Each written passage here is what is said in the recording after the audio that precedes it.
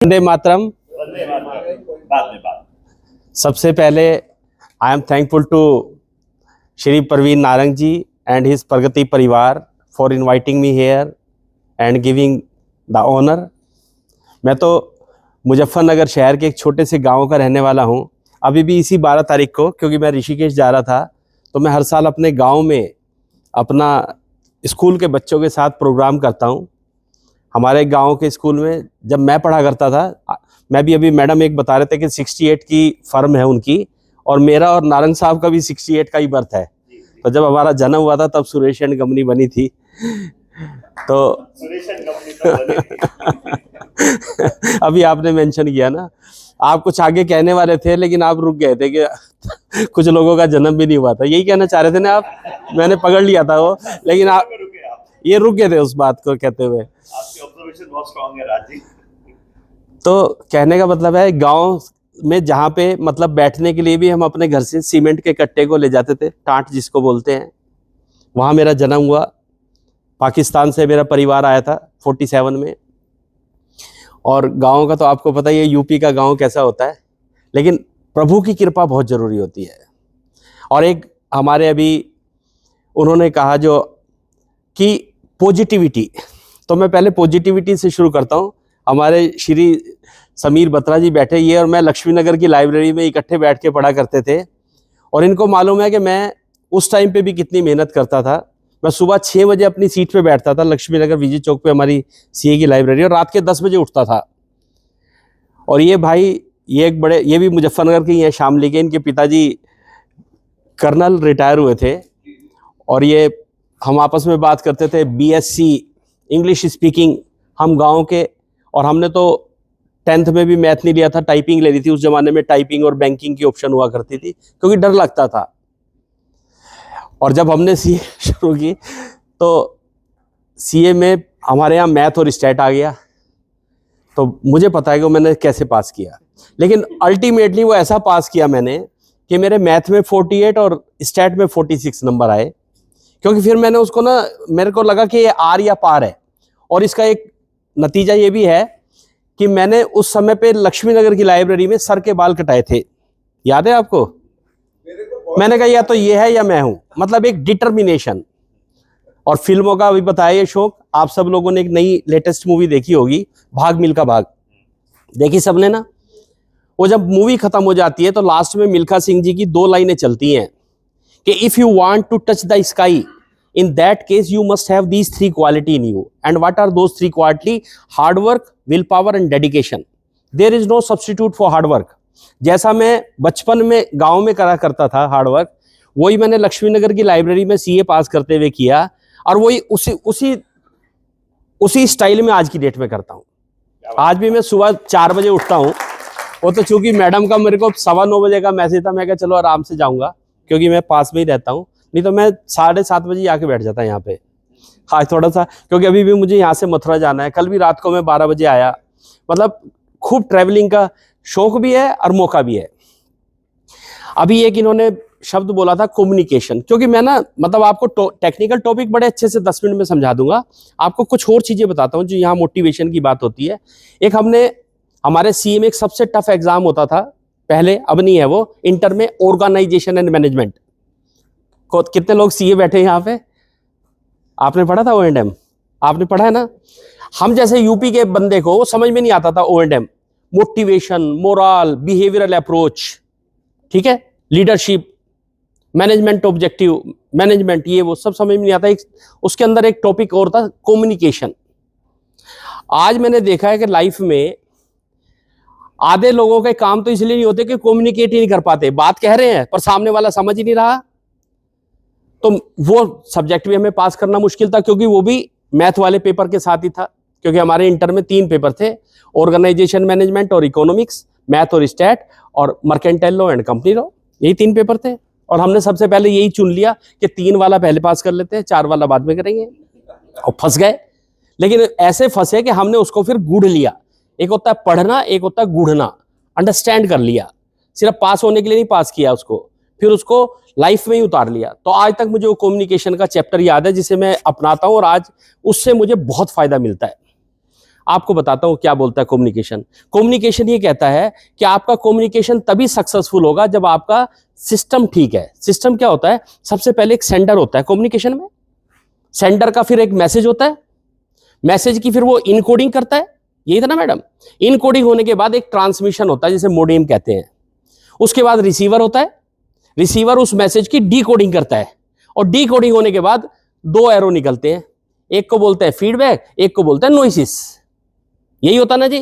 Feedback का मतलब है कि जो आप कहना चाह रहे हैं सामने वाला वही समझ रहा है, जैसे मैं समझ रहा हूं, जो मैं अभी बोल रहा हूं आप लोग सेम समझ रहे हैं। और नॉइसिस का मतलब है कि जो मैं कहना चाह रहा हूं आप वो नहीं समझ रहे, कुछ और समझ रहे हैं। इसको उदाहरण के तौर पे समझते हैं। हम सब लोग दिन भर फोन पे ही बातें करते हैं। 50% से ज्यादा लोग हमें फोन करते हैं और फोन पे सीधा कहेंगे और क्या हाल है, ठीक है सब, जबकि कई बार आपके पास वो नंबर सेव नहीं है और आप उसे पहचाने नहीं। तो आपकी 50% एनर्जी तो इस चीज पे लगती है कि बंदा बोल कौन रहा है। और कई लोग तो इतने अच्छे होते हैं बेचारे, हेजिटेशन में पूछ नहीं पाते भाई साहब आप कौन। होता है, हाथ खड़ा करके बताएं कितने लोग ऐसे हैं। मोस्टली ऐसे ही होते हैं, क्योंकि मेरे घर में मेरी वाइफ ऐसी है, वो बताएंगे कि आज वो भाई साहब का फोन है। मैं कौन से भाई साहब? अब उन्हें पता ही नहीं कौन से भाई साहब। मैं मतलब उनकी बुराई नहीं, उनकी अच्छाई बता रहा हूं। ये अच्छे लोगों की पहचान होती है। गलती उसकी है जिसने फोन किया था। सबसे पहले क्या करना था, मैं अपने घर पे भी फोन करता हूं, पहले नमस्कार करता हूं। आप देखिए कभी भी कोई आपको फोन करे, विश करे, आपके अंदर एकदम पॉजिटिव ऑरा निकल जाएगा, ठीक है। फिर उसके बाद आप अपना नाम बताएं। ये सब करने में 2-2, 3-3 सेकंड का काम है। नमस्ते जी, राज चावला बोल रहा हूं, बात शुरू। 100% कम्युनिकेशन होगा आपका। और हम इधर की उधर की ये वो सब उसमें फंसे रहते हैं। हमारी असली जो बात होती है वो तो हम भूल ही जाते हैं। जब तक बात खत्म होती है खत्म। अब इस चीज के ऊपर फिर दोबारा से आ जाइए। तो उसी लक्ष्मी नगर की लाइब्रेरी में जहां मुझे सीए पास करने के लिए सर के बाल कटाने पड़े, गंजा होना पड़ा, आज मैंने उसी की जगह 10 डिग्रियां ले ली। मैंने CA, CS, cost accountant, LLB, MBA, DISA, MICA, PhD, CPA Australia, और अभी लास्ट मंथ मैंने लिया सीएमपी यूएसए। अब जब वो सीएमपी यूएसए लिया तो सीएमपी वालों का मेरे को मेल आया कि जी आप हमारे इंडिया के डायरेक्टर बनना चाहेंगे। तो अभी मेरी जो है 3 तारीख को उनसे अब वो मीटिंग होनी है। वो अपने इंस्टीट्यूट का रिप्रेजेंटेटिव मुझे बनाना चाहते हैं। ये एक गांव के बच्चे की ये एक बैकग्राउंड है, ठीक है जी। अब हम अपने टेक्निकल सब्जेक्ट पे आते हैं पहले, फिर बाकी बातें करेंगे। मुझे इंस्टीट्यूट में बीइंग ए काउंसिल मेंबर 3 जिम्मेदारियां दी हुई हैं। अभी मैडम ने एक पीयर रिव्यू की बात की थी। I am the vice chairman of peer review board also, ठीक है। और हमारे जो चेयरमैन है वो विशाखापट्टनम से ही हैं, मिस्टर प्रसन्ना कुमार। और एक मैं जिसमें 3 साल से लगातार काम कर रहा हूं, जिसको मैंने बढ़िया से समझने की कोशिश की है, उसका नाम है MSME and startup committee of ICI. और आज की डेट में एमएसएमई कमेटी इतनी इंपॉर्टेंट हो गई है कि जितने भी व्यापारी हैं उनके लिए मोस्ट इंपॉर्टेंट टॉपिक हो गया। लास्ट ईयर बजट में हमारी ऑनरेबल फाइनेंस मिनिस्टर एक सेक्शन लेके आई थी 43BH। कितने लोगों को मालूम है उसके बारे में? ठीक है, वहीं से शुरू करते हैं। 43BH सेक्शन लेके आई, जो आप व्यापारियों के लिए बहुत जरूरी है। वो क्या कहती है, और वो सब आपके फायदे के लिए लाई। वो कहती है कि अगर आपने किसी एमएसएमई से कोई माल खरीदा है या सेवाएं ली हैं, माल खरीदा है या सेवाएं ली है, माल जिससे खरीदा है वो मैन्युफैक्चरर होना चाहिए, प्रोड्यूसर होना चाहिए, ट्रेडर से नहीं। उस केस में अगर आपने उसकी पेमेंट 15 दिन के अंदर नहीं की, यदि आपका कोई एग्रीमेंट है तो 15 की जगह 45 दिन, बस 45 से 46 दिन नहीं हो सकता, चाहे आप कोर्ट में जाके एग्रीमेंट कर लें। अगर आपने किसी से कोई माल लिया है, सेवाएं ली हैं और 45 दिन में उस आदमी की पेमेंट नहीं की, उस केस में अगर उस पर्टिकुलर फाइनेंशियल ईयर में वो पेमेंट नहीं हुई, आपने अगले साल की, यानी कि 31 मार्च की बैलेंस शीट में लिखा हुआ आ रहा है ये आउटस्टैंडिंग पेमेंट है किसी एमएसएमई का, और वो 45 दिन से ज्यादा का हो गया, उस केस में आपको उस खर्चे की उस साल में डिडक्शन नहीं मिलेगी। सिंपल। जैसे हम P&L अकाउंट बनाते हैं ना, माल खरीदा तो परचेज डाल दिया, खर्चा है तो खर्चा डाल दिया और उसको पेबल दिखा दिया बैलेंस शीट में, ठीक है। अगर वो एमएसएमई से रिलेटेड है और डिलेड पेमेंट है, इसे बोलते हैं डिलेड पेमेंट, यानी कि 15 या 45 दिन से ज्यादा हो गया, इन that case that expenses will not be allowed in that particular year, that will be allowed only in the year in which it is paid. जैसे हम LIC सब लोग कराते हैं, LIC की हमारी प्रीमियम ड्यू हो जाती है, तो क्या हम ड्यू होने पे उसको क्लेम करते हैं? No, only when it is paid. The same way any expenditure related to MSME which is payable, which is delayed payment, cannot be claimed as a expenditure in that financial year. Clear हो गया? अभी budget से पहले हमारी honourable finance minister बहुत जगह पे घूमी, आप लोगों ने ट्विटर भी देखे होंगे, और हमारे चार्टर्ड अकाउंटेंट के प्लेटफॉर्म पे बहुत जगह आई, और उन्होंने कमिटमेंट दिया कि जो अब हमारा ये फाइनल बजट आएगा, क्योंकि पहला तो इंटरिम बजट था, कि जो ये बजट आएगा हमारा, इसमें हम उसमें रिलैक्सेशन देंगे, लेकिन वो रिलैक्सेशन नहीं दिया। तो ये हम सब लोगों के फायदे की चीज है कि नहीं दिया। अब अगर आपकी पेमेंट कोई सामने वाला नहीं देता, तो पहली बात तो वो अपने P&L में खर्चा क्लेम नहीं कर पाएगा। और आपने देखा होगा, आप सब लोग MSME हैं, आप लोगों को मार्च में खूब पेमेंट आई होगी, जो भी पेबल खड़ी थी, आई थी जी। अब अगर किसी की नहीं आई हुई, उसके फायदे बताता हूं उन लोगों को, MSME के लिए। सामने वाले को उस 45 दिन से ज्यादा होने पे आपको ब्याज देना पड़ेगा। ब्याज कितना है? एनीवन? कितना ब्याज मिलेगा आपको? अच्छा जी, और कोई? एनीवन? मैं बताता हूं, कोई दिक्कत नहीं, मैं इसलिए पूछा ताकि आपको टेक्निकली पता हो। 18 के लगभग है, लेकिन 18 का मतलब फार्मूला नहीं है। Interest is 3 times the RBI rate. And what is the RBI rate? It varies 6.5 to 6.75%।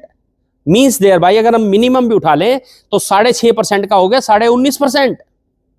अब इसके अंदर एक और पेच है कि जो ब्याज कैलकुलेट होगा, this interest will be calculated on the monthly compounded basis. और जब ये मंथली कंपाउंडेड बेसिस होगा तो 19.5 का भी 20% प्लस हो गया। एक बात हो रहा है इसके अंदर, this interest paid to MSME on delayed payment is not a allowable expenditure under Income Tax Act। व्यापार में आप कोई भी खर्चा करते हैं, कोई भी ब्याज बट्टा देते हैं, सब खर्चा है, that is all allowable expenditure because that expenditure is done to run the business। लेकिन because this interest is paid to MSME on delayed payment, this is not a allowable expenditure under Income Tax Act। तो 3 important चीजें हो गई। तो ये सब आप ही के लिए सरकार कर रही है।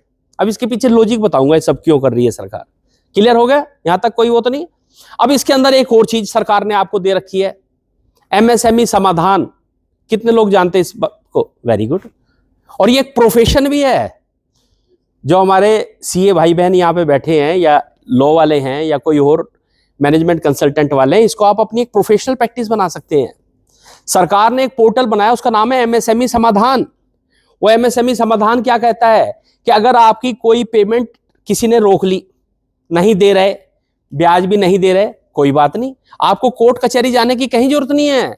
सरकार ने आपके लिए एक अलग पोर्टल बना दिया, MSME समाधान portal online.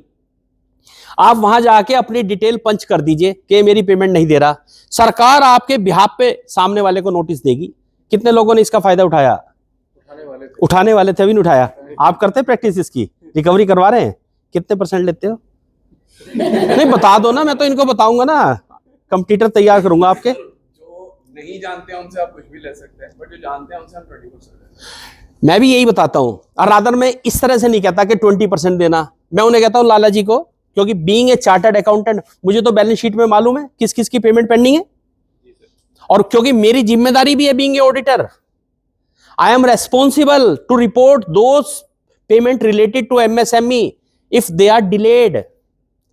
being a auditor, मुझे अपनी ऑडिट रिपोर्ट में, अगर कंपनी एक्ट की बैलेंस शीट में साइन कर रहा हूं तो कंपनी एक्ट की रिपोर्ट में मुझे रिपोर्ट करना है, और अगर किसी का टैक्स ऑडिट कर रहा हूं तो फॉर्म 3CD में रिपोर्ट करना है कि क्या क्या पेमेंट इसमें जो आउटस्टैंडिंग बैलेंस शीट में खड़ी हैं वो कितनी है जो MSME से रिलेटेड है, उसको रिपोर्ट करो। एक फॉर्म भरना पड़ता है ROC में, ठीक है? तो मुझे तो मालूम है क्या क्या पेमेंट मेरी जो है पेंडिंग खड़ी है। मैं अपने लाला जी को कह सकता हूं कि भाई साहब मैं आपकी रिकवरी करा दूं, लाला जी खुश, कराओ जी। और मैं कहूंगा भाई साहब मुझे फीस भी मत देना, और खुश कहेंगे जी जो ब्याज आएगा मुझे दे देना, उन्हें कोई तकलीफ नहीं। मैं 20% को इस तरह से इधर घुमा के बात कर रहा हूं, क्योंकि कई बार व्यापार में आपको बात को ना ऐसे कहनी होती है सामने वाले को, कि जैसे हम ज्वेलरी वाले कहते हैं बहन जी मेकिंग चार्जेस नहीं लेंगे आपसे। चाहे वो 1-2% अंदर वैसे लगा दे, ठीक है ना जी, मेकिंग चार्ज नहीं, फ्री। हाँ, वो आ रही है रक्षाबंधन है, सब बहनों के लिए फ्री, ठीक है। तो आप कहो जी मैं आपसे कोई फीस भी नहीं लूंगी या लूंगा, जो ब्याज आएगा मुझे दे देना, ब्याज की तो उनको चाहिए नहीं, उनको तो वैसे ही अपने प्रिंसिपल अमाउंट की इंटरेस्ट है। और आप उस पर जाके डिटेल पंच कीजिए, अगले ही दिन नोटिस चला जाएगा। अगर आपकी पेमेंट 20 लाख रुपए तक की है तो सेम डे में नोटिस, मतलब डिस्ट्रिक्ट लेवल पे कोर्ट बनी हुई है। और अगर 20 लाख से ज्यादा है तो स्टेट लेवल पे काउंसिल, इसको बोलते हैं काउंसिल, बनी हुई है, तो आपकी वो रिकवरी करवाते हैं जैसे ही नोटिस जाता है। क्योंकि मैं इस पे अब काम करता हूं, बड़े लोग मुझे फोन करते हैं, मतलब इमीडिएट आदमी डर जाता है जब स्टेट गवर्नमेंट की तरफ से नोटिस आ जाए। 50-60% तो लोग अपने आप ही पहले दिन ही आ जाते हैं, भाई साहब कर करा के खत्म करो इसको। तो ये आपके लिए प्रोफेशनल अपॉर्चुनिटी भी है, प्लस आपके लिए बिजनेस अपॉर्चुनिटी भी है। जो पैसे ना दे आपको कहीं कोर्ट कचहरी नहीं जाना, सीधा उठा के एमएसएमई समाधान पे कंप्लेंट डाल दीजिए उसकी, और ब्याज जरूर आएगा। आप में से जितने हमारे सीए लोग या एडवोकेट हैं जो इनकम टैक्स की प्रैक्टिस करते हैं, पहले का टाइम याद करें, आज से 5 साल पहले का, जब भी हम इनकम टैक्स के रिफंड ला के दिया करते थे, तब भी हम ये प्रैक्टिस का पार्ट था।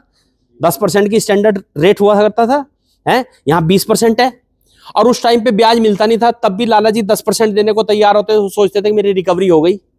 यहाँ तो हम उनसे ले नहीं रहे। और आज की डेट में अगर आपका इनकम टैक्स का रिफंड 1 महीना भी डिले आता है तो ऑटोमेटिकली इंटरेस्ट कैलकुलेट होके आता है। पहले तो नहीं डिपार्टमेंट देता था, क्योंकि मैनुअल देता था, और इंटरेस्ट इसलिए नहीं देता था कि उसकी अकाउंटेबिलिटी होती थी सरकार के प्रति, कि आपको ब्याज क्यों दिया, टाइम से क्यों पेमेंट नहीं की। पर वो तो अपनी जेब गर्म करने के चक्कर में रोक के बैठे रहते थे, जो आया उससे पैसे ले लिए, रिफंड दे दिया। यही प्रैक्टिस थी ना जी, सब खत्म हो गई, क्योंकि अब डिजिटल जमाना है। अब तो आपने देखा 7 दिन के अंदर ही रिटर्न प्रोसेस हो जाती है, और 7 दिन में ही 80-90% लोगों के रिफंड ऑटोमेटिक पहुंच जाएंगे। तो लाला जी मुझे फीस क्यों देंगे अब? तो आपको नई फीस का मैंने तरीका बता दिया। प्रैक्टिस है, उसमें क्या बुराई है भाई, मैं आपका काम कर रहा हूं, जिनको नहीं पता नहीं तो कर लीजिए खुद। प्रोफेशनल तो इसलिए होता है ना कि जो काम आप नहीं कर पा रहे, मेरी टेक्निकल नॉलेज लेके मुझे फीस दीजिए, मैं आपका काम कर दूंगा, ठीक है ना जी। तो ये आपके लिए एक बहुत बढ़िया प्रोफेशनल अपॉर्चुनिटी भी है और रिकवरी प्रोसेस भी है। एक किताब मिल गई आपको 43BH वाली, हाँ ठीक है। तो थोड़ा सा हाँ मैं थोड़ा बैकग्राउंड बनाता हूँ, पीपीटी को तो फिर अपने ऐसे ही फ्लो मार देंगे, ठीक है ना जी। जब भी भाई साहब टाइम हो जाए मुझे बताना, मैं आपको 2-4 टेक्निकल चीजें बताता हूँ। अच्छा, आप में से कितने लोग एमएसएमई रजिस्टर्ड हैं? कम है। एमएसएमई में रजिस्ट्रेशन का प्रोसेस सिर्फ 10 से 15 मिनट का है, ऑनलाइन है। आप सब लोग पढ़े लिखे सक्षम लोग हैं, आप खुद अपना रजिस्ट्रेशन कर सकते हैं। They are not charging any fees, they are not asking for any physical document, ठीक है। जिनको नहीं आता तो जिनका हुआ है वो बाद में जिस दिन उनको मौका लगे आप सबको सिखा देना। उसके फायदे बताता हूं। जो पहला फायदा तो मैंने आपको बता दिया कि आपकी पेमेंट सामने वाले को देनी ही पड़ेगी टाइम से। दूसरा फायदा जो मोस्ट इंपोर्टेंट सरकार ने दिया हुआ है, दूसरा फायदा है कि banks are giving loan up to 5 crore without any collateral security to the entities which are registered under MSME act. कितने लोगों को पता है बात? 5 crore.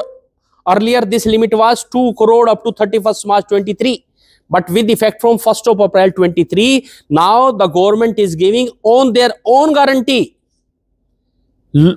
loan from bank up to 5 crore without any collateral security। और ये हमारे एमएसएमई के लिए बहुत इंपॉर्टेंट है, क्योंकि एमएसएमई तो वही है जिनके पास ज्यादा पैसा नहीं है और फंड चाहिए। तो फंड चाहिए तो बैंक दे रहा है। पहले तो कंसेशनल रेट पे देता था, मतलब एक अलग से 1.5% की वो देता था, अब वो इंटरेस्ट में ही उन्होंने कम कर दिया है। और इस बार का तो अगर आपने बजट पढ़ा हो, बजट सबने पढ़ा है, बजट की बुक भी रखी हुई है, सरकार ने सिडबी को कहा है कि 23 न्यू ब्रांचेस इसी पर्टिकुलर ईयर में खोलेंगे आप। 23 न्यू ब्रांचेस। सिडबी जानते हैं ना सब लोग?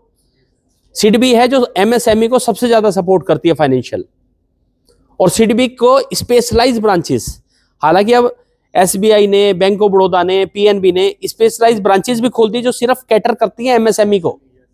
आपको एक जनरल ब्रांच में जाने की जरूरत नहीं है, अपनी स्पेशलाइज ब्रांच में जा सकते हैं आप।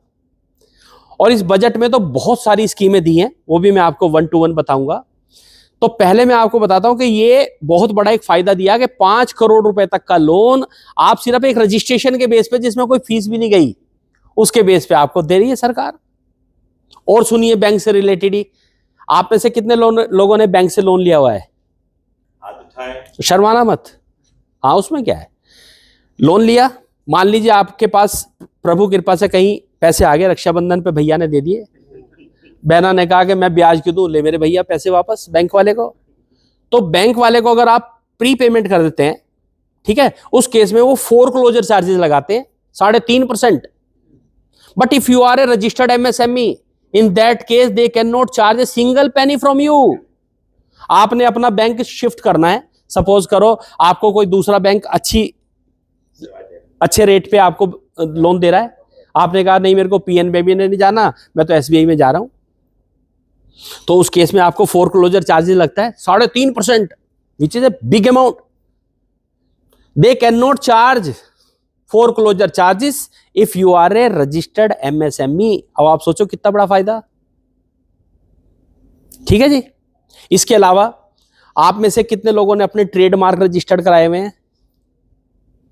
आपको कितने लोगों को मालूम है कि अगर आप एमएसएमई है उस केस में आपकी फीस जो है कितनी है? 50% है। कितने लोगों ने नहीं की रिकवरी मतलब इस चीज का नहीं पता था? बिल्कुल बता दीजिए, कोई दिक्कत नहीं, मैं आपको बड़ी अच्छी और बातें बताऊंगा जो काम की आपके, और इसके अंदर मैं अपने जो प्रोफेशनल बैठे हैं उनके फायदे की भी चीज बताने जा रहा हूं। If you are a registered MSME, in that case trademark is charging only 50% of the fees. Trademark की फीस होती है 9,000 रुपया, लेकिन अगर आप रजिस्टर्ड एमएसएमई है तो 4,500 रुपए दे रहे, और एमएसएमई मिनिस्ट्री आपको इसके बदले 10,000 रुपए देती है। कितने लोगों ने रिकवर किए 10,000 रुपए? किए ना सर। 5,500 रुपए प्रोफेशनल फीस के नाम के देती है। तो जो मेरा चार्टर्ड अकाउंटेंट या एडवोकेट जो भी लोग हैं प्रोफेशनल यहाँ पे, वो 5,500 लाला जी को कहो लाओ जी आपका ट्रेडमार्क रजिस्टर्ड करा दूं, 4,500 रुपए तो इनको दे दो, 5,500 रुपए मुझे दे दो, और 10,000 रुपए का रियम्बर्समेंट का क्लेम फाइल कर दीजिए एमएसएमई पे। और एक एमएसएमई कितने भी ट्रेडमार्क रजिस्टर्ड कर सकती है, 10 भी कर लीजिए तो आपके तो बन गए 55,000 सीए को, और लाला जी को फ्री, सबकी बदले बदले। सोच के देखो, सरकार आपको पहले तो 50% पे दे रही है, उसके अगेंस्ट 10,000 रुपए की रियम्बर्समेंट दे रही है। कितने लोगों को पता था 5,500 रुपए वाली स्कीम? रिकवरी की है आपने? प्रोसेस में है। हाँ, थोड़ा स्लो आता है पर आ जाएंगे, उसमें क्या है। तो लाला जी के आने क्लेम खड़ा है, आना ही है वो तो अल्टीमेट। देखो जो गवर्नमेंट की स्कीम है वो तो आनी है, देर सवेर आनी है। चलो, तो मेरा मतलब है ये सब चीजें और बहुत सारी हैं। अब हम पीपीटी शुरू करते हैं, बाकी आपका जो क्वेश्चन आंसर होगा उसको चलाएंगे।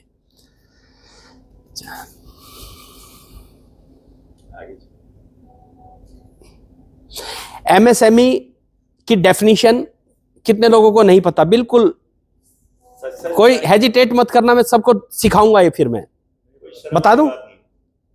एमएसएमई, ठीक है, micro small and medium enterprises. Micro कौन है? जिसकी investment in plant and machinery up to 1 crore है, and turnover up to 5 crore रुपए, ठीक है। चाहे वो बाहर जूस बेचने वाला है, पकोड़े बेचने वाला है, वो भी एमएसएमई है, वो भी माइक्रो में आ जाएगा, क्योंकि उसकी जो प्लांट एंड मशीनरी है हो सकता है 10,000 रुपए की हो, टर्नओवर उसकी हो सकता है कि 5 लाख रुपए हो सारे साल की, वो माइक्रो में आ जाएगा, ठीक है जी। दोनों शर्तें पूरी होना जरूरी है, यानी कि जो मेरी प्लांट एंड मशीनरी में इन्वेस्टमेंट है वो अप टू 1 करोड़ है और टर्नओवर 5 करोड़ से कम है। सपोज करो मेरी टर्नओवर 5.5 करोड़ हो गई, तो मैं स्मॉल की कैटेगरी में चला जाऊंगा। ये ना समझना कि एक चीज ही, दोनों चीजें होनी चाहिए, क्योंकि वो कहता है अप टू, यानी कि दूसरे वाले के लिए में स्मॉल में वो कहता है अप टू 10 करोड़, चाहे वो 10,000 रुपए हो उसकी प्लांट एंड मशीनरी में इन्वेस्टमेंट, अप टू ही तो है। कहने का मतलब है दोनों शर्तें पूरी होना जरूरी है, क्योंकि सबसे ज्यादा प्रॉब्लम आती है मीडियम में। मीडियम में उसकी इन्वेस्टमेंट तो 50 करोड़ से कम है और टर्नओवर मान लीजिए 300 करोड़ हो गई, तो 300 करोड़ से वो आउट हो जाएगा। क्लियर? चलिए जी आगे बढ़ो।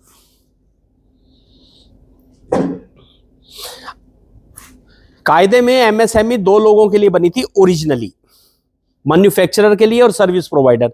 हम चार्टर्ड अकाउंटेंट, लॉयर, आर्किटेक्ट, इनके लिए, या जॉब वर्क जो लोग करते हैं, ठीक है ना जी। लेकिन during the corona time on 2 जुलाई 21, क्योंकि फाइनेंशियल क्रंच आ गया मार्केट में कोरोना में लोगों की रिकवरी नहीं हो रही थी, तो सरकार ने कहा कि ट्रेडर्स को भी हम एमएसएमई में गिन लेंगे। और ये बहुत बड़ा कंफ्यूजन हुआ था जब सेक्शन 43BH आई थी, तो लोगों ने सोचा यार ये ट्रेडर के भी पैसे देने पड़ेंगे, तो ट्रेडर के लिए 43BH एप्लीकेबल नहीं है। अगर आपने किसी की पेमेंट देनी है और वो ट्रेडर है तो आपको डिसअलाउड नहीं होगी, तब आपको अलाउड है। जो पुराना सिस्टम है वही चालू है। सिर्फ आपकी डिसअलाउड तब होगी कि अगर वो मैन्युफैक्चरर या सर्विस प्रोवाइडर की है प्लस वो एमएसएमई में रजिस्टर्ड है उस डेट में। बाद में रजिस्ट्रेशन कराया तो भी उसको बेनिफिट नहीं मिलेगा। पहले चल रहा था ये काम, क्योंकि पहले बहुत कम थे, क्योंकि 15 अगस्त 2022 तक नंबर ऑफ रजिस्ट्रेशन वर 1 करोड़, और आज की डेट में अगर आप देखेंगे तो 5 करोड़ हो गए हैं। तो उनके पास प्रेशर बढ़ गया बहुत। पहले तो लोग क्या करते थे, पुरानी कोई पेमेंट नहीं दे रहा, एमएसएमई में रजिस्ट्रेशन कराया, कंप्लेंट फाइल कर दी, तो वो भी खाली बैठे थे कि चल बेटा ले ले फायदा। लेकिन अब वो इस चीज को चेक कर रहे हैं, आपकी जो ड्यू पेमेंट है उस डेट पे होनी चाहिए, उस टाइम पे आप रजिस्टर्ड थे। ठीक है जी। तो कहने का मतलब है 2 जुलाई 2021 को ट्रेडर्स को अलाउ किया सिर्फ बैंक के लोन लेने के पर्पज से, otherwise they are not part of MSME act. Clear? चलो जी आगे बढ़ो, आगे बढ़ जाओ। ये सब बातें मैंने बता दी हैं। चलो चलो आगे बढ़ो, चलो आगे। अच्छा एक इसमें प्रोविजन ऑफ इंटरेस्ट है, बहुत अच्छी बात। कि मान लीजिए आपसे किसी ने माल तो खरीदा अप्रैल में और 31 मार्च तक पेमेंट दे दी, तो फिर कोई डिसअलाउबिलिटी की तो कोई बात ही नहीं है, क्योंकि उसी साल में आपने पेमेंट मिल गई, तो अकाउंट तो स्क्वायर अप हो गया 31 मार्च को, खर्चा भी हो गया। लेकिन ब्याज नहीं दिया तो जो तो देते ही नहीं। आप में से जितने पब्लिशर लोग कितने हैं, मेरे जानकार हैं जो स्कूल की किताबें छापते हैं, उनको 1-1 साल बाद पेमेंट मिलती है, जबकि वो स्कूल में किताब बेचते हैं तो तुरंत पे बच्चे से वसूल लेते हैं, और उनको नहीं देते प्रिंटर को। उनके लिए कितने फायदे की चीज है ये। अब यहां पे सरकार ये कहती है कि आपको बीइंग ऑडिटर भी हमारी रेस्पॉन्सिबिलिटी है इसमें, कि प्रोविजन ऑफ इंटरेस्ट आपको करना पड़ेगा बुक्स के अंदर। आपने अगर किसी की पेमेंट नहीं दी है, नहीं कि भाई डिसअलाउ ही है, इसके अलावा प्रोविजन ऑफ इंटरेस्ट करना है। और मैंने आपको बताया कि इंटरेस्ट ही अलाउबल भी नहीं है। अब यहां पे ऑडिटर को यह भी देखना है कि मान लीजिए अप्रैल में माल खरीदा और मार्च में पेमेंट हो गई, अकाउंट स्क्वायर अप हो गया, उसका भी प्रोविजन इंटरेस्ट का करना पड़ेगा। और वो प्रोविजन कब से होगा? जिस दिन उसकी वो जितने दिन के लिए ड्यू था, मान लो 45 दिन का टाइम था, तो 46वें दिन से उसका ब्याज कैलकुलेट करना पड़ेगा। और एक बहुत बड़ी सरकार ने पावर दे दी एमएसएमई को। MSME act supersede every act, any act of India. जैसे उदाहरण के तौर पे मान लीजिए आपको लाला जी अप्रैल में माल लेते थे, जैसे आपने ध्यान किया था बिजनेसमैन ने फरवरी 15 तारीख के बाद माल लेना बंद कर दिया था, या बिल लेने बंद कर दिए थे कि माल दे दे भाई, बिल बाद में देना। वो क्यों था? क्योंकि 45 दिन ना हो जाए 31 मार्च को, यही पर्पस था ना। मान लीजिए आपसे अप्रैल में माल खरीदा और मार्च तक आपकी पेमेंट कर दी और ब्याज दिया ही नहीं, लापरवाही, और ऑडिटर ने भी नहीं चेक किया। लेकिन अगर आपको मान लीजिए 5 साल बाद लाला जी पे गुस्सा आ गया कि भाई साहब मेरी पेमेंट बहुत डिले की थी आपने, और इंडियन एक्ट के हिसाब से 3 इयर्स का लिमिटेशन एक्ट है कि 3 साल तक अगर आपने कोई पेमेंट किसी से नहीं मांगी और उसकी कोई कंफर्मेशन नहीं ली, उस केस में 3 साल के बाद आप वो एक्सपायर हो जाती है, आप उसे क्लेम नहीं कर सकते।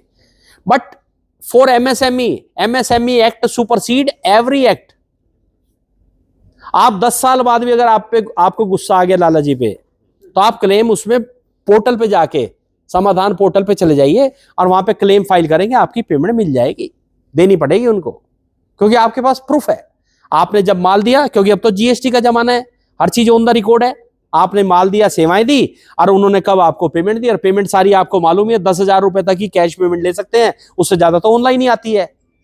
वहां मेरा बैंक स्टेटमेंट बोल देगा इस तारीख को माल दिया था, इस तारीख को पेमेंट आई, इतनी डिले हुई, 45 दिन माइनस करके उनको भाई साहब ब्याज दे दो 3 गुना, और उनको देने पड़ेंगे। है फायदे की चीज। चलिए आगे बढ़ते हैं सर, आगे। और इसमें एक डिक्री वाली बात आई थी। डिक्री है जैसे एमएसएमई एक्ट में कोर्ट में आपका नोटिस गया, डिक्री हो गई, सामने वाला अगर अपील करेगा तो उसको जो है 75% पैसा जमा कराना पड़ेगा अपील करने के लिए। जैसे हमारे इनकम टैक्स में तो 20% है, क्यों मैडम? आप तो इनकम टैक्स का ही काम करते हैं ना, तो 20% आपको जमा करना पड़ता है CIT अपील पे अपनी अपील फाइल करने के लिए। यहाँ पे 75% करना पड़ेगा। तो वो कहेगा यार छोड़ना, इससे सेटलमेंट ही कर लो। सोच के देखो आप, 75% जहां जिस बंदे ने जमा करने, 75 में तो लाला जी मान जाएंगे, और मीडिएशन होती है वहां पे, करो निपटाओ। तो सरकार ने इतनी सख्ती रखी हुई है, MSME को इतना फायदा दे रही है सरकार। चलो सर, इंटरेस्ट को मैंने आपको बता दिया कि इंटरेस्ट पेबल का डिस्क्लोजर करना है आपको ऑडिटेड फाइनेंशियल स्टेटमेंट में। आगे सर, आगे ये 23 जून का डाटा है, 4 करोड़ 60 लाख, अब ये 5 करोड़ हो चुका। ये PPT थोड़ी पुरानी है, चलो तो सब पढ़ लेंगे, ये तो बुक्स में सब लिखा हुआ है, आराम से पढ़ लेना। रजिस्ट्रेशन प्रोसेस मैंने आपको बता दिया कि उसमें सिंपल आपको आधार पैन वगैरह चाहिए, और आपका रजिस्ट्रेशन या आप GST नंबर है तो वो चाहिए डाल। आगे, और इसको बाद में आप अपने डाटा को अपडेट भी कर सकते हैं। मान लीजिए आप पहले मैन्युफैक्चरर थे, अब ट्रेडर बन गए, तो अपने डाटा को भी आप चेंज कर सकते हैं। और इसमें एक ध्यान रखना, हम लोगों की आदत है, हम अपने CA वकील को कहते हैं, वही अपना मोबाइल नंबर डाल देता है, अपनी ईमेल ID डाल देता है, जैसे पहले हो रहा था रिटर्न भरते हुए। आप प्लीज अपना मोबाइल नंबर, अपना ईमेल ID ही डलवाएं, और खुद इंटरेस्ट लिया करें। ये नहीं कि CA के पास गए, किताबें दी, उनको भाई रिटर्न भर देना, नो। आप उसमें इन्वॉल्व होइए, आपको बहुत चीजें पता लगेंगी। बहुत लोगों को बाद में प्रॉब्लम आती है, उन्हें पता ही नहीं होता कि मेरा मोबाइल नंबर क्या है उसमें MSME में, फिर कहते हैं जी एडिट कैसे करूं। वैसे तो आधार बेस्ड है, लॉगिन, पर फिर भी प्रॉब्लम तो होती है ना, कई बार CA नहीं देता डिटेल, आपकी क्रेडेंशियल नहीं देता, फिर झगड़े, क्या जरूरत है। जब आपने फीस देनी है, जिस दिन रिटर्न भरनी है, उसके बाद जाके बैठो, और आपका फायदा होगा, आपको समझ में भी आएंगी चीजें, ये मेरी इनकम क्या दिखा रहे हैं। कल को अगर कोई गलत डिटेल उन्होंने भर दी, तो साइन तो आपके हैं, ऑथेंटिकेशन तो आपने किया हुआ, उसका वेरिफिकेशन तो आपने किया, तो यू आर रेस्पॉन्सिबल ना। आप कहते रहना बाद में कि CA ने किया था जी, तो क्यों झगड़े में पड़ना। हम जाएंगे, हम भी सीखेंगे, ठीक है ना जी। प्लीज आगे, तो सब बता दिए। आगे आगे आगे आगे,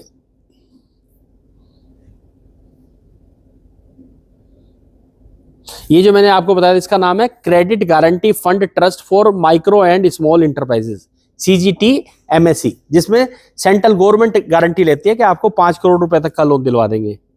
बाकी बहुत सारी स्कीमें आराम से पढ़ लेना, क्योंकि टाइम की लिमिटेशन है। चलो जी आगे, manufacturer and service provider. Trader मैंने बताया ना, ट्रेडर सिर्फ बैंक से लोन लेने के लिए है। ये वाला CGT MSE का बेनिफिट ट्रेडर ले सकता है। This was during corona period on 2nd of July 21 that government came with a notification that traders are also allowed to take this loan without collateral security। चलो भैया आगे आगे, मैं अब आपको 24 का जो नया लेटेस्ट बजट आया उसमें MSME को क्या बेनिफिट दिए वो बताता हूं आपको। अच्छा, एक बहुत बड़ी स्कीम है, अगर आप इसका फायदा उठाना चाहें तो साल में एक बार ही कर लेना, तो आपके वारे न्यारे हो जाएंगे। वो क्या स्कीम है, उसका नाम है क्लस्टर स्कीम। आप में से कितने लोग मैन्युफैक्चरर हैं? नहीं, कोई बात नहीं। एक क्लस्टर स्कीम होती है कि जो सेम तरह की मैन्युफैक्चरिंग करते हैं। एक सर ये PPT भी सबको दे देना, PPT भी आप लोग ले लेना। क्लस्टर स्कीम है। क्लस्टर स्कीम क्या होता है, पानीपत तो सबको मालूम है, पानीपत में कंबल बनते हैं, लुधियाने में स्वेटरें बनती हैं, T-शर्टें बनती हैं। तो जो सेम टाइप की इंडस्ट्री के लोग हैं, वो 15 से 20 लोग मिलके एक SPV बना ले। SPV होता है special purpose vehicle. Special purpose vehicle 4 पहिए वाला नहीं, एक कंपनी बनती है section 8 of the companies act. जो पहले सेक्शन 25 हुआ करती थी, सेक्शन 8 की कंपनी मतलब नॉन प्रॉफिट मेकिंग कंपनी।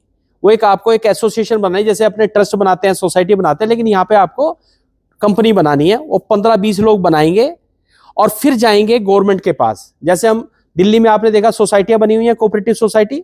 वो क्या करते थे, कोऑपरेटिव सोसाइटी रजिस्टर करते थे पहले, 100-50 जितने भी लोग हैं, या चाहे आपकी हाउस बिल्डिंग सोसाइटी भी है, आपका न्यू राजधानी एनक्लेव है या आपका प्रीत विहार है, ये सारी सोसाइटीज हैं। एक हाउस बिल्डिंग होती है जिसमें प्लॉट होते हैं, एक कोऑपरेटिव ग्रुप हाउसिंग होती है जिसमें फ्लैट होते हैं। रजिस्टर वहीं होती थी पार्लियामेंट सीट पे। वो एक सिमिलर टाइप के लोग या सिमिलर इंडस्ट्री के लोग या सिमिलर ऑफिस के लोग मिलके एक सोसाइटी बनाते थे। सोसाइटी बना के वो चले जाते थे डीडीए के पास, भाई साहब हमें लैंड दे दो। तो डीडीए को फायदा कि इनके मैं फ्लैट बनाऊंगा, फिर वहां करप्शन होगी और झंझटबाजियां होंगी, वो उनको कंसेशन रेट पे लैंड दे देते थे। अब वही सोसाइटी के उसमें से 4-5 लोग मुखिया बन के, प्रेसिडेंट सेक्रेटरी बन के, सबसे पैसा इकट्ठा करके सोसाइटी बना लेते थे, या प्लॉट वाली है तो प्लॉट काट देते थे, सिंपल। तो सरकार की ये स्कीम पहले से थी, सेम स्कीम उन्होंने यहां बना दी। उन्होंने कहा जी एक आप एसपीवी बनाओ, एक रजिस्टर्ड कंपनी बनाओ जो नॉन प्रॉफिट है, इसके ऊपर आपको टैक्स नहीं देना क्योंकि स्पेशल पर्पज व्हीकल है। ये कंपनी बना के आप हमारे पास आओ। अब क्या कहती है कि अगर आपको कॉमन फैसिलिटी सेंटर बनाना है, कॉमन फैसिलिटी सेंटर क्या होता है, मान लीजिए आप कंबल बनाने की इंडस्ट्री है, हमारे यहाँ एक कंप्यूटर में कैड होता है, कंप्यूटर एडिट डिजाइन जो होता है, बड़ी बड़ी मशीनें आती हैं आजकल, आपने देखा होगा तरह तरह के कंबल। अब वो पहले तो है नहीं कि पहले जो जुलाई बुना करते थे मैनुअल, अब तो सब कंप्यूटराइज है, एक बार डिजाइन डालना कंप्यूटर में और वो कंबल बनने शुरू, सब मशीनों से बनते हैं। वो कहते हैं कि अगर आपको कॉमन फैसिलिटी सेंटर, मतलब जो चीजें कॉमन यूज करेंगे सारे लोग, वो फैसिलिटी चाहिए तो आप हमारे पास आओ। अगर आपके प्रोजेक्ट की कॉस्ट 5 करोड़ से 10 करोड़ तक है, उस केस में 70% तो सेंट्रल गवर्नमेंट देगी, 20% स्टेट गवर्नमेंट देगी और सिर्फ 10% आपको देना है, यानी कि 90% की सब्सिडी दे रही है सरकार। आप ये नहीं कि आपकी इंडस्ट्री नहीं है तो कोई बात नहीं, आप किसी इंडस्ट्री वाले के लिए कंसल्टेंसी का काम कर सकते हैं, और आप सोचो कितनी फीस मिलेगी। यहां भी 10% तो हम मांग ही सकते हैं कि जो भी लाएंगे, ठीक है ना जी। जैसे बाबा रामदेव ने भी हरिद्वार में फूड पार्क बनाया, वो मिनिस्ट्री ऑफ फूड की है, उनको भी 500 करोड़ का उनका प्रोजेक्ट था और वहां पे जो है मेरे ख्याल से 100 करोड़ रुपए की सब्सिडी मिल गई थी। जितने भी पार्क बन रहे हैं तो उसको ये इस तरह से वो होता है। तो उसमें अगर प्रोजेक्ट कॉस्ट 5 से 10 करोड़ है तो 70, 20 और 10 है ratio, 70 central government, 20 state government और 10 आपका। और पतंजलि के ऑडिटर भी आप ही हैं? नहीं, मैं उनका इनकम टैक्स का काम करता हूँ।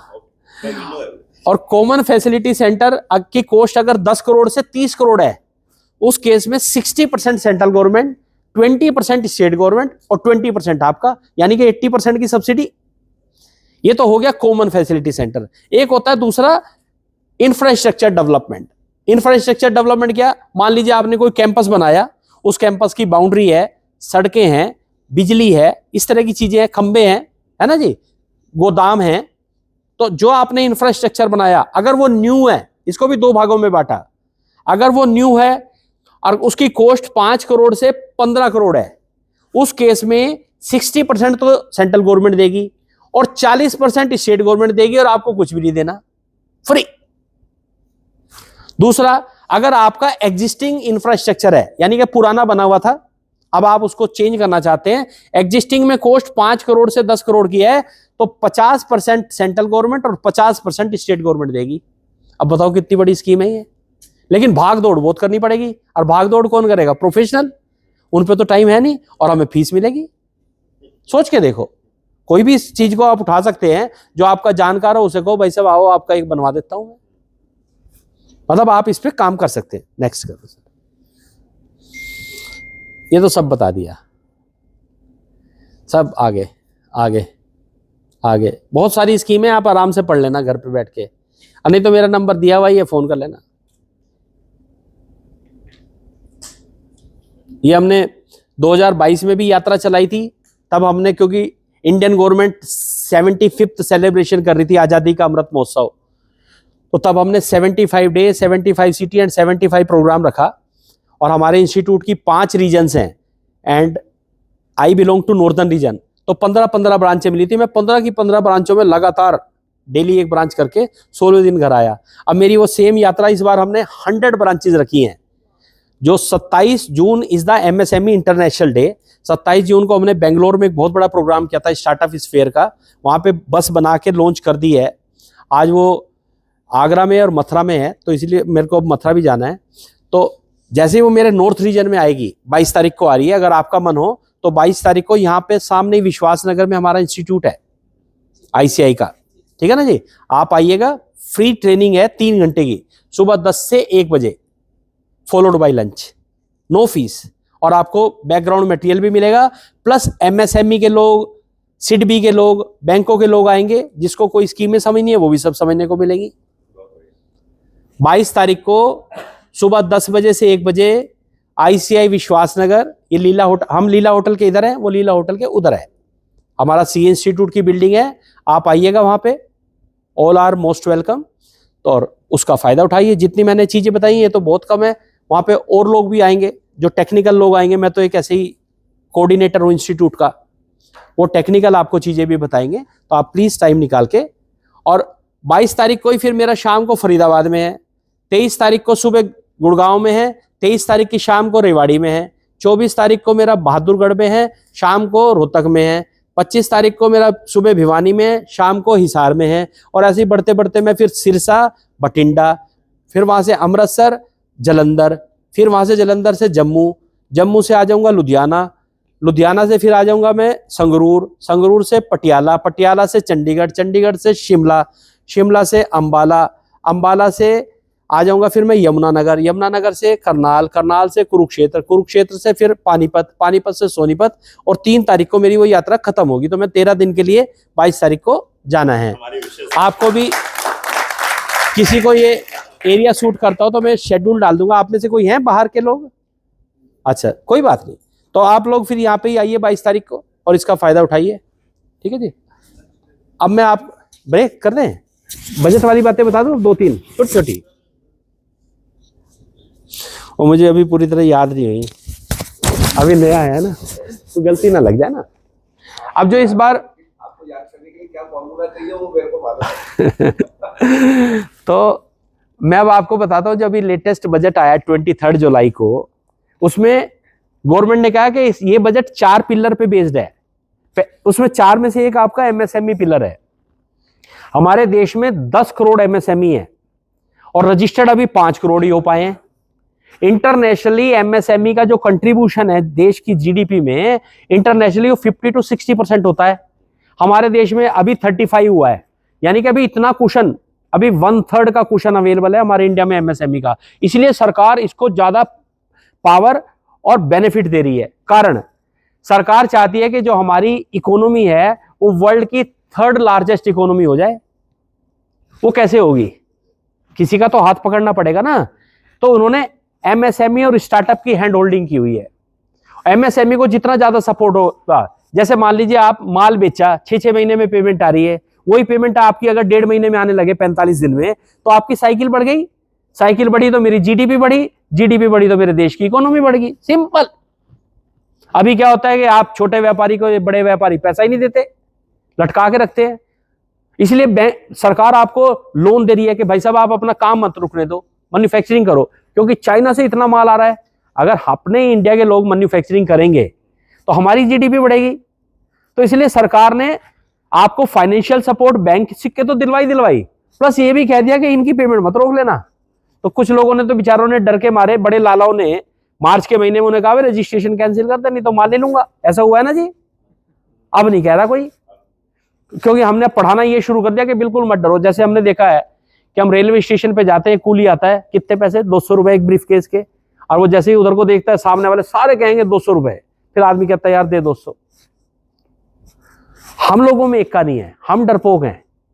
आपको वैसा, हम तो MSME रजिस्टर्ड, अपने बिल के ऊपर ठोक के लिखो कि हम देते भी टाइम से हैं, लेते भी टाइम से हैं।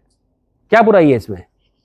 जब मैंने आपको अपना माल बना के दे दिया, मान लीजिए मैंने आपको बैलेंस शीट साइन करके दे दी, फिर क्यों मेरी पेमेंट रोक रहे हो आप? मैंने पूरा साल काम करके आपकी बैलेंस शीट साइन करके दे दी। हमारे यहाँ ऑडिट में भी क्या होता था, इस साल की बैलेंस शीट साइन करके दी, अगले साल का जब ऑडिट करने जाते हैं, कितने लोग तो ऐसे हैं जो तब पेमेंट देते हैं। भाई क्यों, ऐसा क्यों करते हो? मान लीजिए आप मैन्युफैक्चरर हैं और आपने माल बना के, रॉ मटेरियल लाए, माल बना दिया, दे दिया सामने वाले को, फिर भी आपकी पेमेंट नहीं दे रहा, क्यों भाई? 10, 15, 20 दिन भी ठीक है, पर ये भी क्यों? मैं रेस्टोरेंट में खाना खाने जाता हूँ, कई जगह तो पहले बिल कटवा लेते हैं मुझसे, या खाते ही पेमेंट ले लेते हैं। तो मैंने जब आपको माल दे दिया तो फिर मेरी पेमेंट क्यों नहीं दे रहे आप? This is wrong. तो ये सरकार की इंटेंशन है कि MSME की पेमेंट का जो साइकिल है, जितनी फास्ट होगी हमारे देश की इकोनॉमी फास्ट होगी, हमारे देश की इकोनॉमी फास्ट होगी तो हमारे इंडिया की जो है GDP बढ़ जाएगी, सब कुछ ठीक हो जाएगा। चलिए, तो मैं अब आपको बजट के बुलेट पॉइंट बताता हूं। वो वैसे बजट की बुक में भी लिखे हुए हैं, लेकिन मैं आपको छोटे छोटे बता देता हूं। सबसे पहला तो आप लोगों के लिए है, उसका नाम है मुद्रा लोन। मुद्रा लोन कितने लोगों ने सुना है? लिया हुआ है किसी ने? लिया हुआ नहीं? ले लीजिए। जितने भी आप जैसे एंटरप्रेन्योर लोग हैं, उसको सरकार अभी तक 10 लाख रुपए तक का मुद्रा लोन देती, जैसे वो 5 करोड़ रुपए का मैन्युफैक्चरिंग को देती है ना, ऐसे मुद्रा लोन देती थी 10 लाख रुपए का, बिना किसी कोलेटरल सिक्योरिटी के। हमारे नए एंटरप्रेन्योर को, आपने नया बिजनेस शुरू करना है, आप सोचते हो पैसे कहां से लाऊं, तो सरकार दे रही थी 10 लाख रुपए। अब सरकार ने कहा 10 नहीं 20 ले, तो ये इस बजट में आया है, नोट कर लीजिए। दूसरा, एक इन्होंने एक ऐसी चीज इसमें ला दी जो मेरी समझ से बाहर हो गई। ये कह रहे हैं कि credit guarantee scheme for manufacturing sector up to 100 crore. ये आपने सुना है किसी ने? कोई मैन्युफैक्चरिंग यूनिट है, वो 100 करोड़ रुपए तक का भी अगर प्रोजेक्ट बनाए लगाए, तो सरकार कह रही है कि हम गारंटी देंगे, जैसे 5 करोड़ की है। लेकिन जो मैंने डेफिनेशन पढ़ी अभी, वहां पे जो मेरा मीडियम इंटरप्राइजेज है, वहां कहता है कि प्लांट एंड मशीनरी की जो इन्वेस्टमेंट है वो 50 करोड़ तक हो सकती है। तो 100 करोड़ की देते ही तो एमएसएमई से बाहर चला जाएगा, फिर ये एमएसएमई कहां हुआ? इस पे क्लैरिफिकेशन आना है। लेकिन बजट में आया है कि 100 करोड़ रुपए तक की, 100 करोड़ तक की मैन्युफैक्चरिंग यूनिट को क्रेडिट गारंटी देगी सरकार। अब सोचो कितना बड़ा प्रोजेक्ट कोई लगा सकता है, 100 करोड़। ये बजट का पार्ट है।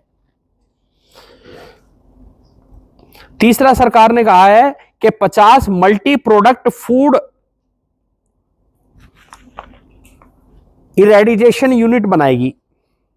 Financial support for setting up 50 multi product food irradiation unit and 100 food quality and safety testing labs with NABL accreditation in the MSME sector. अभी क्या होता है, छोटा MSME, जैसे मैं मुजफ्फरनगर से बिलोंग करता हूं, हमारे यहाँ का गुड़ बड़ा फेमस है और आप सब लोग शौकीन होते हैं। आजकल सबको इतनी अवेयरनेस होगी कि गुड़ खाना है, और वही गुड़ अगर अच्छी पैकेजिंग में मिल जाए, विद ड्राई फ्रूट मिल जाए, तो जो 50 रुपए नॉर्मल बाजार का रेट है, मैं उसकी जगह 300 रुपए किलो भी खरीदने को तैयार हूं। तो ये कौन बनाता है गुड़? MSME।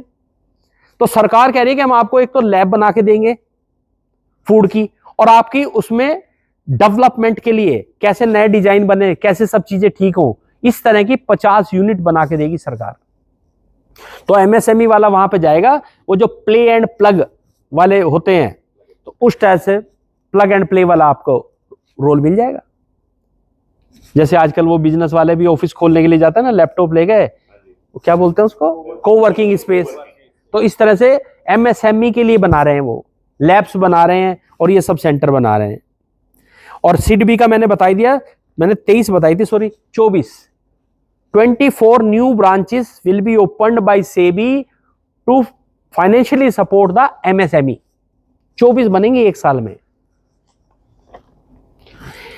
और एक सरकार ने और आप लोगों के लिए बहुत अच्छी बात की, आप सब लोग पढ़े लिखे हैं, हम सबको आदत है आजकल ई-कॉमर्स पोर्टल की, और आजकल तो ब्लिंकिट आया, तो घर में अगर अगरबत्ती या धूप बत्ती जलाने लगे, अरे माचिस नहीं है, धूप बत्ती नहीं, फोन मारा 10 मिनट में बंदा हाजिर। तो सरकार कह रही है कि मैं अपने MSME सेक्टर के लिए डोमेस्टिक और इंटरनेशनल दोनों लेवल पे ई-कॉमर्स पोर्टल बना के दूंगी, जो PPP बेसिस पे होगा, पब्लिक प्राइवेट पार्टनरशिप बेसिस। ये इस बजट का पार्ट है। Establishment of e-commerce export hubs in PPP model to enable MSME and traditional artisans to sell their product in international market, providing trade and export related services under one roof। अब मैं कई बार Dubai जाता हूं, तो Dubai में किसी, मान लो किसी को पता लग गया, राज जी आ रहे हैं, ओ भाई मेरे लिए ना 10 प्लेट वो छोले भटूरे ले आना सीताराम के। सुना होगा आपने, आप भी लेके जाते होंगे हैं? हमारे मेंबर है पुनीत कोहली, सीताराम छोले भटूरे। हाँ, मेरा मतलब, लेकिन उनसे पूछना, बहुत माल एक्सपोर्ट होता है। जैसे जो लोग लखनऊ के रहने वाले हो, तो लखनऊ में वहां पे जो हजरतगंज मार्केट के बाहर एक दही भल्ले वाला है, कुंडे के, हाँ मैं तो वो नॉन वेज वाली बात तो करूंगा नहीं ना, खाने वाली। तो वहां एक दही भल्ले वाला बैठता है। कितने लोग लखनऊ गए हैं? लखनऊ में दही भल्ले खाए, वो पोस्ट ऑफिस के बाहर क्या बनाता है। तो एक बार मेरा बेटे को मैं वहां पे लेके गया था, वो तो 3-4 प्लेट चट कर गया। मैं कहा बेटा और खाने? कह रहा हाँ पापा खाने, तो पेट भर गया। और कोई नहीं, उससे बात क्यों, कह रहा सर हम तो ऐसी पैकेजिंग करके देंगे। तब हम गए बाई चांस, ट्रेन से थे, तो उसने जो है थर्मोकोल का बॉक्स मंगा कर उसके अंदर पैकेजिंग करके क्या वो बनाता है। तो ऐसी कई चीजें हैं। मान लीजिए गुड़ का ही उदाहरण ले लीजिए, और भी कोई है, घेवर बन रहा है आजकल लोग चांदनी चौक में वो घेवर वाला है अपना छैनाराम। और कई बार मेरे दोस्त लोग फोन करते हैं, यार 2 किलो घेवर मंगा के रखना। हमारा लड़का खड़ा होता है, कई बार सुबह जाता है, शाम तक खड़ा रहता है, वापस खाली हाथ आ जाता है, छैनाराम का घेवर ही नहीं मिलता। This is the fact. आज की डेट में भी उनकी ब्रांडिंग है, लेकिन वो जो बेचारा दुबई में बैठा हो कहता है मेरे को 10,000 रुपए किलो दे दे छैनाराम का घेवर, में तो खाऊंगा, उसको मिलता ही नहीं, पैसा है, चीज नहीं मिल रही। तो सरकार कह रही है कि मैं आपके लिए ई कॉमर्स पोर्टल बनाऊंगी जो एक्सपोर्ट तक में आपको सपोर्ट करेगा। ये होने जा रहा है बहुत जल्दी, बजट में आ गया, और बजट पास कर ही दिया हमारी प्रेसिडेंट साहब ने भी 3 दिन पहले। ठीक है जी। और इसके अंदर जो है रिडक्शन, अच्छा एक और बहुत अच्छी बात की आपके लिए, reduction of the turnover threshold for mandatory on boarding on the trades. Trade सुना मैं सबने, ट्रेड्स, जहां पे आप अपनी बिल डिस्काउंटिंग करा सकते हैं। अगर आपने किसी बड़ी यूनिट को माल बेचा जिसकी टर्नओवर 500 करोड़ तक की थी, तो वो इतना रिलायबल होता है जिसकी टर्नओवर 500 करोड़ हो, तो उसके लिए हमारे जो है ना बैंकों ने बिल डिस्काउंटिंग की हुई। जैसे एक एक्सिस बैंक का पोर्टल है, उसका नाम है इनवॉइस स्मार्ट, सुना है किसी ने इनवॉइस स्मार्ट? तो अब उसकी टर्नओवर जो है वो 500 करोड़ से 250 करोड़ कर दी। यानी कि आपको छोटा वाला भी व्यापारी जिसको माल बेचा आपने, उसकी भी आपको तुरंत बिल डिस्काउंटिंग मिल जाएगी। एक तरह से फाइनेंशियल सपोर्ट होगी ना। मैंने माल बेचा, वो मुझे 45 दिन में पेमेंट देगा और मुझे तुरंत चाहिए, तो मैं जाऊंगा एक्सिस बैंक के पास और वो मुझे जो है ट्रेड्स के थ्रू बिल डिस्काउंटिंग कर देगा। तो उसकी लिमिट भी 500 करोड़ से 250 करोड़ कर दी, bringing more CPSC and companies on to the platform and including medium enterprises as supplier. ठीक है जी। अब आ जाइए स्टार्टअप में इन्होंने क्या किया। स्टार्टअप में इन्होंने कहा कि हम 1 करोड़ लोगों को 5 साल के अंदर ट्रेन करेंगे। 1 करोड़ 20 लाख लोगों को सालाना, 5 साल का टारगेट है।